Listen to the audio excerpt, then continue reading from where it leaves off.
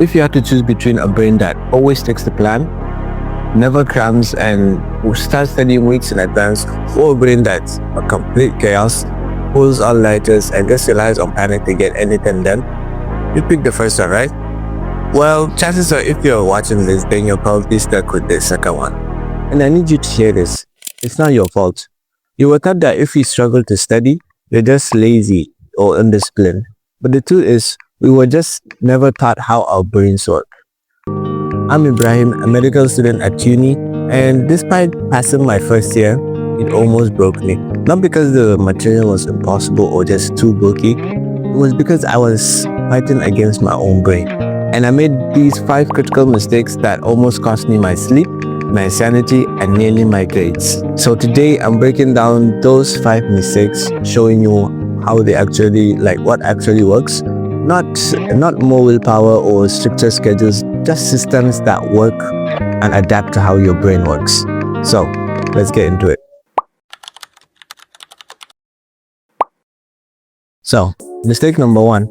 So we usually call not starting early, but that's not what's actually happening. You see, there's this thing we feel when we think about starting a task. Just something you feel like, then your brain goes, no. Yeah, well, that's not quietly, let's say, that's not laziness. And the bigger the task, it's like your brain is creating an invisible force field around that task you want to do. And the bigger the task or the harder it gets, the stronger or bigger that force field. And when you do that, it's not like you're procrastinating. It's just that your brain is wired to prefer short-term rewards.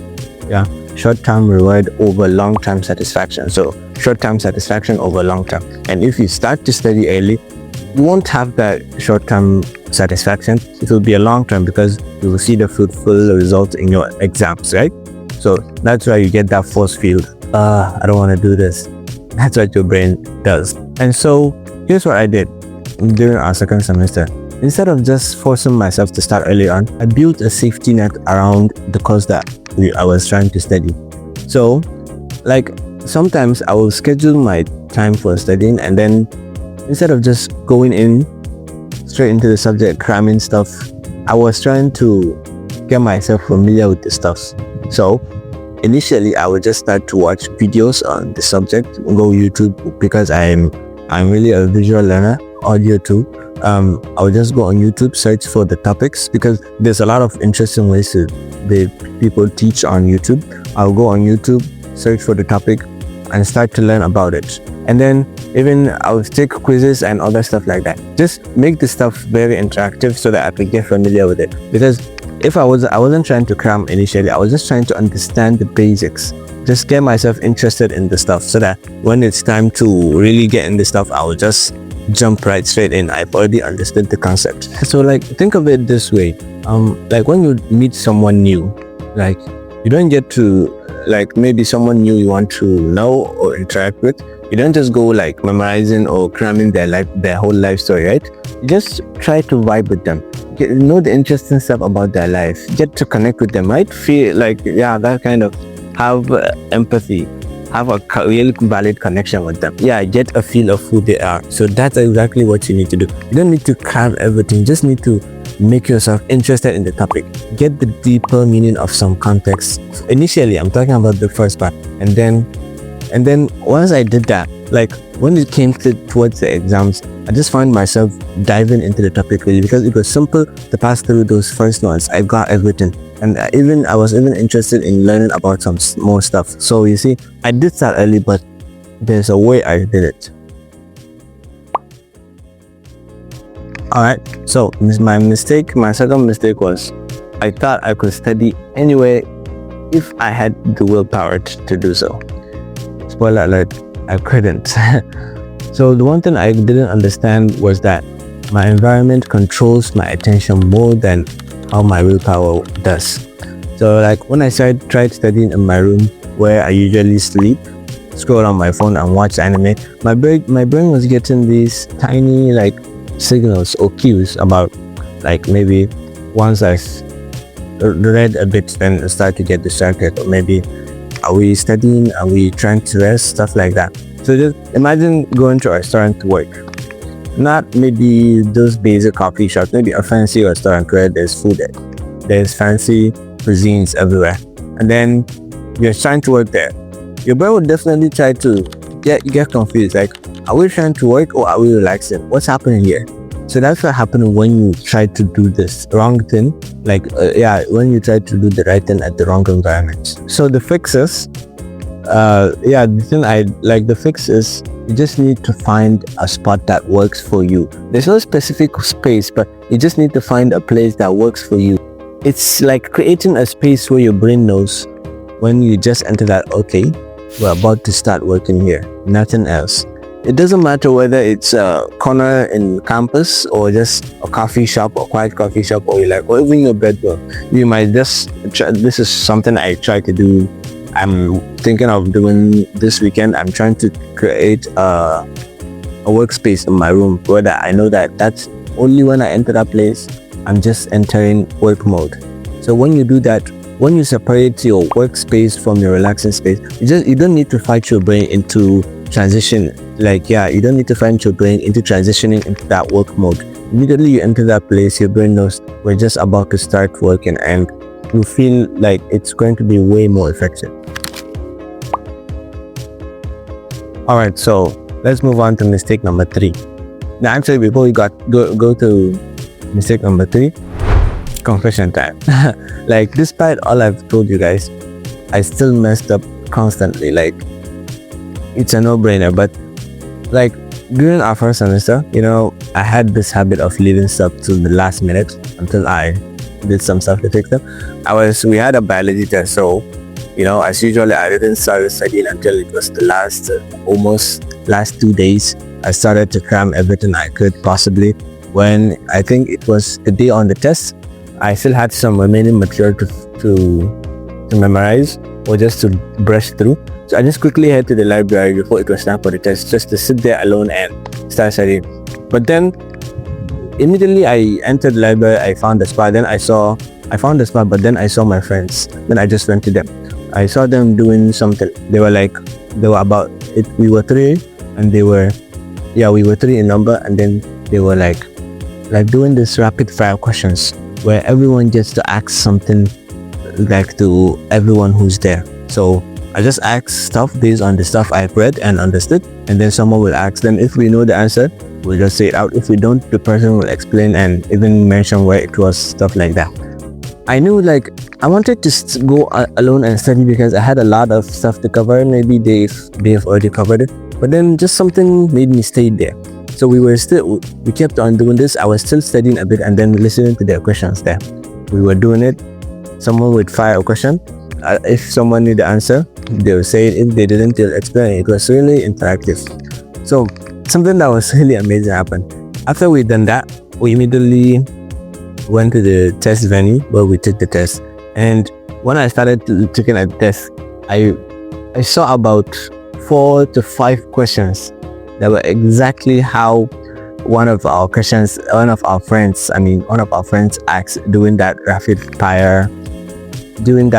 fire quiz that we did. It was so satisfactory and when I saw them, I immediately saw the answer because it was a multiple choice question. I immediately saw the answer. So because the stuff already stick to my brain because we were learning interactively. When one of our friends say the question we didn't know, he will tell us the answer and explain it. So it just had already stick. And I was so happy when I came out of the venue because it helped me a lot and I passed the test successfully without any problems. So the thing I realized was, when you study alone, you are just staring at dead words on a page. But when you're studying with your friends, that's how you're actually learning interactively. And actively, you're learning actively because everything sticks. If someone explained this to you, it usually sticks because he gives a very good analogy of how everything works. And it's your friend. You'll get to understand stuff way more easily than just reading off a textbook. So my third mistake was I was isolating myself. I wasn't studying with friends. So the fix is simple. but a bit uncomfortable. Stop just reading alone and start teaching. Because when you're able to learn something and then teach it to someone else, you'll be surprised at how reinforced that stuff will be in your brain. Alright, so my fourth mistake was that I wasn't scheduling my study time. And this one kind of complements our second mistake, which was I was not finding a suitable study spot. I think it was mistake number 3. I forgot. So as you can see, studying, like scheduling when we study is very important, because like we did with that finding a suitable spot, like it's like if you use both these things correctly, it's like you have a superpower when it comes to studying. So if you find a suitable study spot and then you schedule the time for studying, so maybe in a day you feel more energized, maybe early in the morning after you've wake up, you've set your study time 10 a.m. if you're not going to school that day. So after 10 a.m. maybe there's alarm on your phone that takes when it's 10 a.m. you get notified that it's study time. So when you get notified, just you maybe wake up and go to that spot where you're going to study, that study spot you prepared, if it's maybe in your room. So you see, when you've studied that time and when you reach that spot, you just know automatically it's time for study. Your brain will just enter into focus mode and you'll just start to study, and you'll be surprised at how effective it works. Alright, so my fifth mistake was I was always trying to learn passively, or let's say I was learning passively, not actively. So I guess the active learning techniques, you have a Feynman technique, active recall, retrospective revision timetable, and there are a bunch of others. Like I used to do it passively before, during our first semester, but I knew that I needed to reduce the amount of time I was taking up to study, because I was taking up a lot of time studying, and I knew that I needed to do some other stuff like my side hustles. So I started incorporating all these active learning techniques, and they saved me a bunch of time. They were really effective. But I guess you can just go on YouTube. There's a lot of in-depth videos about these active learning techniques, so you can go on YouTube and search for them. You can just search for them and then find the one that suits you, because there are lots. You can find the one that's really effective for you, and then you can keep on using it, because trust me, it will save you a lot of time. Those were the 5 mistakes and the fixes, or the shifts that we use. We stopped fighting that reflex and started building a safety net instead.